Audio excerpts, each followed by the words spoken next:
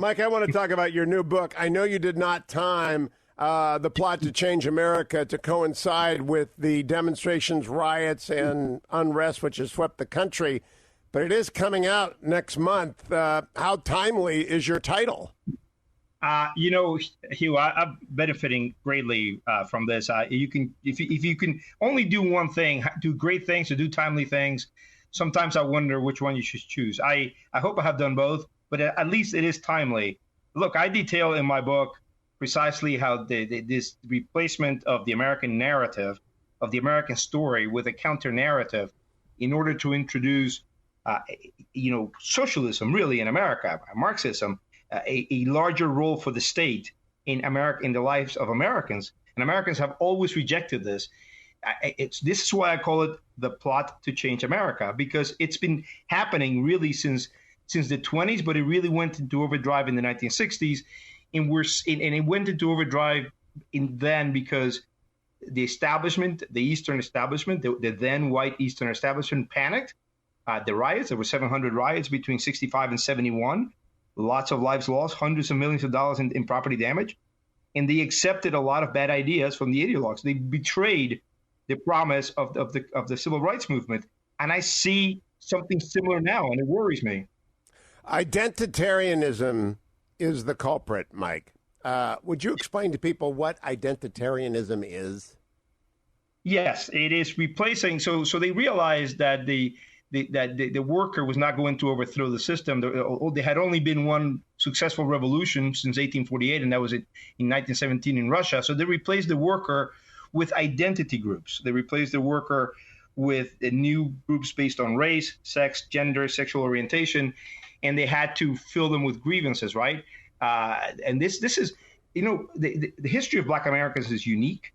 But what they did with these other groups it created, and you see this to this day, is they said, there's an analogy. These other groups have suffered just as much as the analogy to the African American situation, which is not true.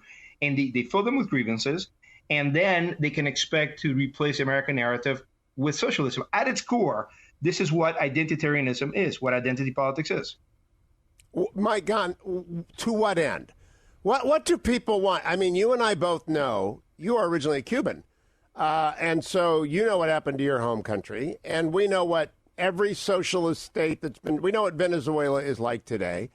To what end are people advancing socialism and identitarianism? Do they not know what follows in its wake?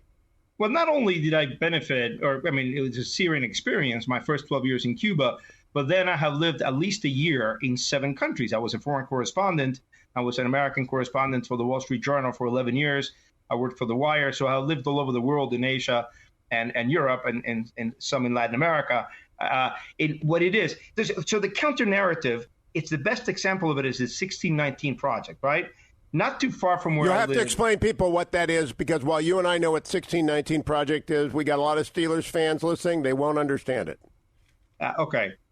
It is the name of a New York Times venture called the 1619 Project, because that's the year when slaves was first brought to America. One of the many lies told by the New York Times 1619 Project is that the founding fathers fought the revolution to protect slavery from England. That is like a complete lie. And the main thrust of the 1619 Project is that slavery remains at the heart of everything we are in America, that we are institutionally and irredeemably a racist nation, which isn't true. America is a good country of good people. They are racist here, but I've seen racists in all the 7 countries that I have lived in, and all the 7 countries, the other 7 countries where I have lived in, practice slavery too. Every country has.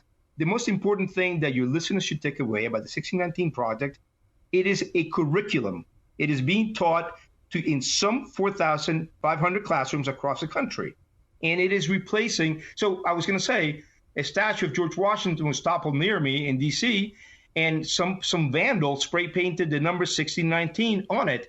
That is the attempt to replace the American narrative with a counter narrative come to life. This is what I write about in my book, The Plot to Change America. In that statue of the founding father of our country, George Washington, spray painted with the number 1619, is it come to life.